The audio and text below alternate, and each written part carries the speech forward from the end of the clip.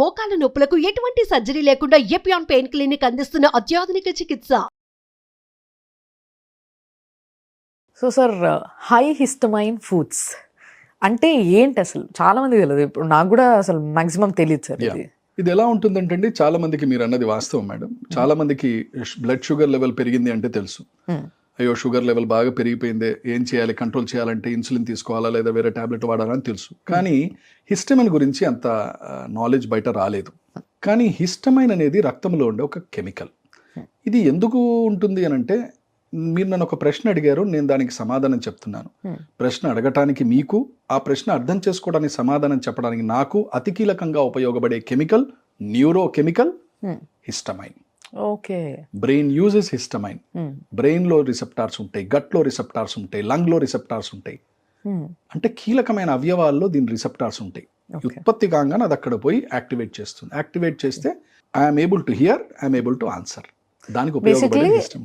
ఏదైనా ఒకటి లోపలికి పంపించినప్పుడు దాన్ని అర్థం చేసుకోవడానికి, నాట్ ఓన్లీ ఫ్రమ్ ఈ మేనర్ లో, ఫుడ్ లోనే కాకుండా ఏ బాడీ, ఏ ఫారెన్ బాడీ ఎంటర్ అయినా కూడా దాన్ని ఇమీడియట్ గా ఐడెంటిఫై చేసుకుంటుంది. అది హిస్టమైన్ ఉపయోగపడుతుంది. ఓకే. ఇక్కడ మరి ఏంటి అంటే, హిస్టమైన్ ఎంత మోతాదులో ఉండాలో అంత మోతాదులో ఉండాలి. ఓకే. ఉదాహరణకి డయాబెటిక్ పేషెంట్ కి 2 కేజీల గులాబ్ జామున్ ఇచ్చి 2 గంటల తర్వాత బ్లడ్ షుగర్ చూశాను ఆబ్వియస్లీ బ్లడ్ షుగర్ రైజ్ అవుతుంది. లేదంటే బ్లడ్ షుగర్ రైజ్ కాదు, నేను ఇతనికి 2 ఇన్సులిన్ ఇంజెక్షన్ ఇచ్చానని ఎవరైనా అన్నారనుకోండి, ఈ 2 ఇన్సులిన్ ఇంజెక్షన్లు కూడా ఇతని బ్లడ్ షుగర్ ని తీసుకొని రాలేవు డౌన్. అంటే దాని అర్థం, మీరు ఇక్కడ ట్రీట్మెంట్ పెట్టినా, ఇన్సులిన్ పెట్టినా, ఇతను 2 కేజీల గులాబ్ జామున్ తింటున్నాడు చూడండి, అది బ్లడ్ షుగర్ ని పైకి తన్నేస్తుంది. సేమ్ టు సేమ్ ఎలర్జీ పేషెంట్స్లో ఎవరైతే ఎలర్జీకి ఎక్స్పోజ్ అవుతారో, ఎటువంటి ఎలర్జీలు, తిన్నా, తాగినా, పీల్చుకున్నా, తాకినా, అంటే బాడీ దానికి యాక్సెప్ట్ చెయ్యకపోతే అది శరీరంలోకి పోయిన తర్వాత ఏ రూపంలో అయినా కానీ, అది తిండి రూపంలో కానీ, శ్వాస రూపంలో కానీ, స్పర్శ రూపంలో అయినా సరే, బాడీలో ఒక రకమైన కెమికల్ ఉత్పత్తి జరుగుతుంది. దాన్ని హిస్టమైన్.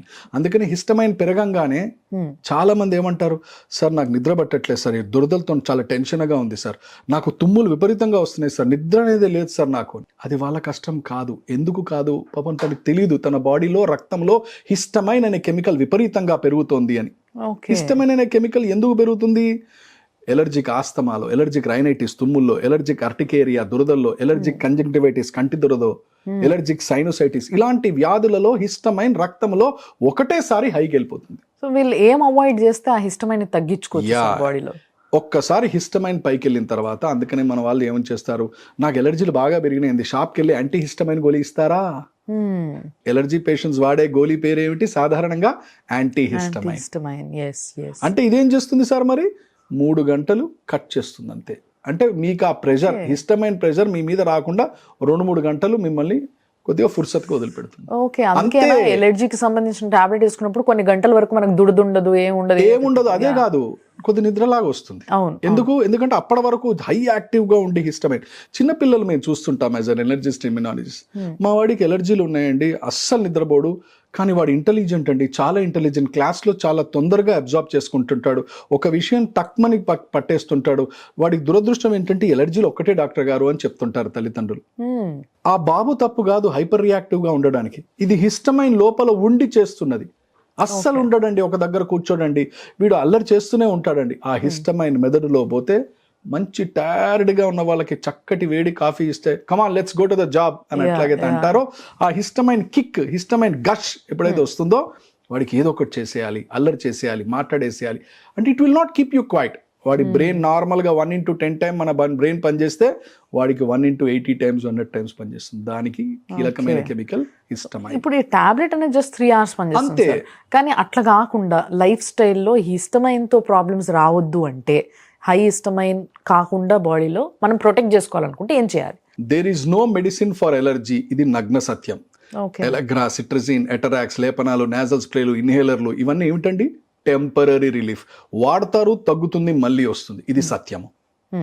మీరు ఏ డాక్టర్ దగ్గరికి వెళ్ళండి, పటాన్చెరు దగ్గర డాక్టర్ పోలేండి, పోలాండ్ దగ్గర డాక్టర్ దగ్గర పోండి, ఎవరైనా సరే అదే మందులు రాస్తారు. కంపెనీలు మారుతాయి, కలర్లు మారుతాయి, డ్రగ్ అదే.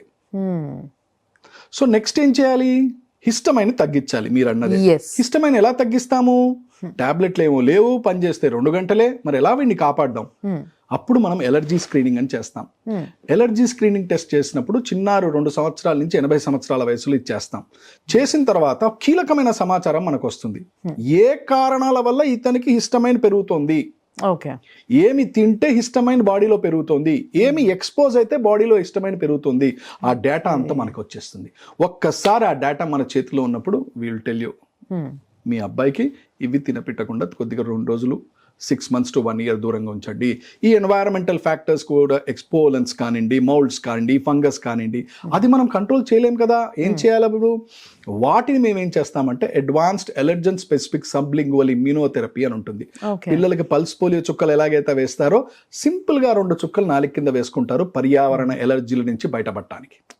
ప్రపంచంలో ఎలర్జీకి హిస్టమైన్ ని తగ్గించుకోవటానికి ఏదన్నా మార్గం ఉందా అని అంటే అలోపతి పరంగా 2 ఎలర్జీ టెస్టింగ్ చేయించుకోండి, ఫుడ్ అయితే అవాయిడ్ చేయండి, పర్యావరణ పదార్థాలు అయితే సబ్లింగువల్ ఇమ్యూనోథెరపీ నాలుగు కింద వేసుకుని చుక్కలు వేసుకోండి. పిల్లలకేనా సార్, పెద్దవాళ్ళకి కూడా? పెద్దవాళ్ళకు కూడా. From 2 years age group to 80-year-old people allergy testing చేయబడుతుంది. ఫ్రమ్ 5 years ఏజ్ గ్రూప్ నుంచి ఇమ్యూనోథెరపీ చక్కగా రెస్పాన్స్ వస్తుంది పిల్లలు. Very nice. సో ఎలాంటి వాటికైనా కానీ there is these drops. Yes, first మేము ఈ ఎలర్జీ టెస్ట్ లో మేము చూసేదే వీళ్ళ బాడీలో హిస్టమైన్ ఎంత ఉందని. Okay okay okay. మేము చూస్తున్నాం ఈ మధ్య హిస్టమైన్ లెవెల్స్ ఈ జంక్ ఫుడ్స్ తినడం వల్ల, బయట ఫుడ్స్ తినడం వల్ల, డీప్ ఫ్రైస్ తినడం వల్ల, మసాలాలు ఎక్కువ తినడం వల్ల, నాన్ వెజిటేరియన్ ఎవ్రీ డే తినడం వల్ల. ఓకే, తింటే తప్పు లేదండి, ఎవరెవరు అలవాట్లు వాళ్ళు తింటారు. మిత్తి మీరి తినకూడదు. దాన్నే మా సైన్స్ ఏమని అంటుంది? Balanced diet. అది దాటింది అనుకోండి, ఇది రోగం రూపంలో. బేసిక్ గా దీనికి ఏవేవైతే ట్రీట్మెంట్స్ ఉన్నాయని అనుకుంటున్నామో మనం అవన్నీ కూడా టెంపరీ. ఈ విషయాన్ని కొంచెం గమనించాలి. మనము గమనించి వాటికి తగ్గట్టుగా మనము ఏ విధంగా అయితే సార్ ఇందాక చెప్పిన 2 రెమెడీస్ ఉన్నాయో ఆ 2 ఫస్ట్ ఒక టెస్ట్, దాని తర్వాత దానికి సంబంధించిన రెమెడీ, ఇది కాకుండా ఇంకేదైనా మీరు ట్రై చేయాలనుకుంటే it's up to you. But yes sir, definitely చాలా నీట్ అండ్ క్లియర్. 100 డాక్టర్ల దగ్గర తిరగాలి, అక్కడికి వెళ్ళాలి, ఇక్కడికి వెళ్ళాలి, ఇట్లా కాకుండా very clear. Thanks for that. నమస్తే.